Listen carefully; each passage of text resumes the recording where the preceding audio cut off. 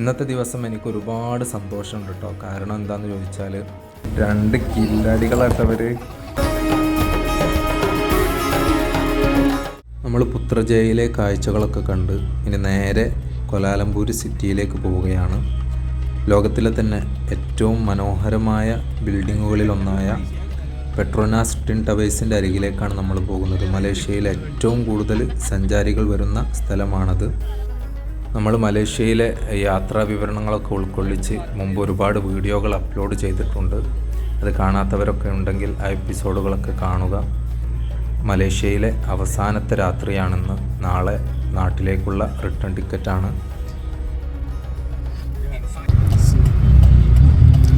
ദൂരത്തുനിന്ന് കാണുമ്പോൾ ചെറുതല്ലേ, അതിൻ്റെ അടുത്തെത്തുമ്പോൾ അതിൻ്റെ എത്രയോ ദൂരത്തുനിന്ന് ഇത് കാണാൻ.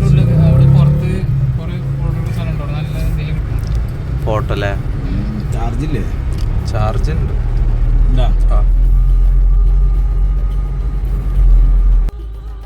നമ്മൾ ഈ ബിൽഡിങ്ങിൻ്റെ അടുത്തേക്ക് അടുക്കും തോറും ഇതിൻ്റെ ഭംഗി കൂടിക്കൂടി വരികയാണ് കേട്ടോ.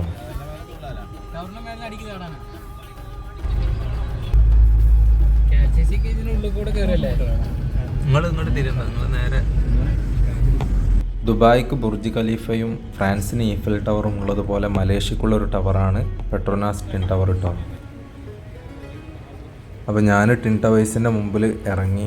അവർക്ക് സമയമില്ലാത്തത് കൊണ്ട് അവർ പോവുകയാണ്. ഇന്നത്തെ ദിവസം എനിക്ക് ഒരുപാട് സന്തോഷമുണ്ട് കേട്ടോ. കാരണം എന്താണെന്ന് ചോദിച്ചാൽ നമ്മൾ നോട്ട് പുസ്തകത്തിൻ്റെ ചട്ടയിലും അതുപോലെ തന്നെ പല ചിത്രങ്ങളിലും കണ്ട ഈ ടിൻ ടവേഴ്സിൻ്റെ മുമ്പിൽ ഇങ്ങനെ നിൽക്കുമ്പോൾ എനിക്ക് ഇതൊരു വല്ലാത്ത അനുഭൂതിയാണ് സമ്മാനിക്കുന്നത്. ഇതൊക്കെ ജീവിതത്തിലൊരു ഭാഗ്യമായിട്ടാണ് ഞാൻ കാണുന്നത്. ടിൻ ടവേഴ്സിൻ്റെ മുമ്പിലൊക്കെ ഒരുപാട് ബിൽഡിങ്ങുകൾ നമുക്ക് കാണാം കേട്ടോ. ഒരുപാട് വ്യത്യസ്ത രൂപത്തിലുള്ള മനോഹരമായ പല ബിൽഡിങ്ങുകളും നമുക്ക് കാണാം.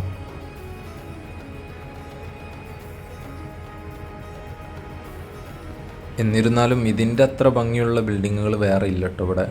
ഇതിൻ്റെ ഒരു മനോഹരമായ രൂപവും അതിൻ്റെ സ്ട്രക്ചറുമൊക്കെ ഒരു വ്യത്യസ്തമാണ്. നല്ല ഭംഗിയുള്ള ഒരു കാഴ്ചയാണ് നമുക്കിത് സമ്മാനിക്കുക. ഈ വലിയ ബിൽഡിങ്ങിൻ്റെ മുമ്പിൽ ആളുകളൊക്കെ ഇങ്ങനെ കൂട്ടം കൂടി നിൽക്കുമ്പോൾ അതൊരു ഉറുമ്പുകൂട്ടം നിൽക്കുന്ന പോലെ അത്രയും ചെറിയതായിട്ടാണ് നമുക്ക് അനുഭവപ്പെടുക. ഈ 2 ബിൽഡിങ്ങുകളെ കൂട്ടി യോജിപ്പിക്കുന്നൊരു ബ്രിഡ്ജ് ഉണ്ട് കേട്ടോ ഇതിൻ്റെ മുകളിൽ.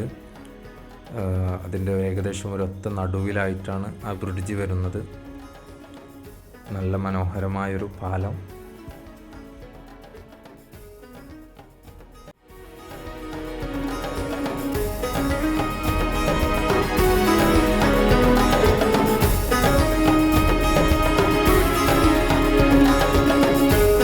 അപ്പോൾ നമ്മളിതിൻ്റെ ഉള്ളിലേക്ക് കയറി നോക്കിയിട്ടോ, ഈ ബിൽഡിങ്ങിൻ്റെ ഉള്ളിലേക്ക്. ഇതിൻ്റെ 4 നില വരെ നമുക്ക് ഇങ്ങനെ പോകാം. പിന്നെ അതിൻ്റെ മുകളിലേക്ക് പോകണമെങ്കിൽ ടിക്കറ്റ് എടുക്കണമെന്നാണ് പറഞ്ഞത്. അപ്പം ഈ ബിൽഡിങ്ങിൻ്റെ മുകളിലേക്ക് കയറാനുള്ള ടിക്കറ്റ് രാവിലെയാണ് ലഭിക്കുക. രാവിലെ വന്നാൽ ഒരു 11 മണിക്ക് മുമ്പ് വന്നാൽ ടിക്കറ്റ് ലഭിക്കുമെന്നാണ് അറിയാൻ കഴിഞ്ഞത്. അപ്പോൾ ഇൻഷാ അല്ലാഹ് നാളെ രാവിലെ വരാനാണ് പ്ലാന്. ഇതിൻ്റെ ഉള്ളിലേക്ക് കയറാൻ ഇന്ന് ഏതായാലും സാധ്യമല്ല.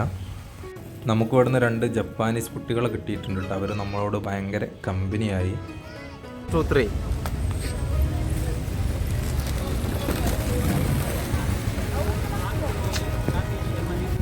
2 കില്ലാടികളായിട്ടവർ.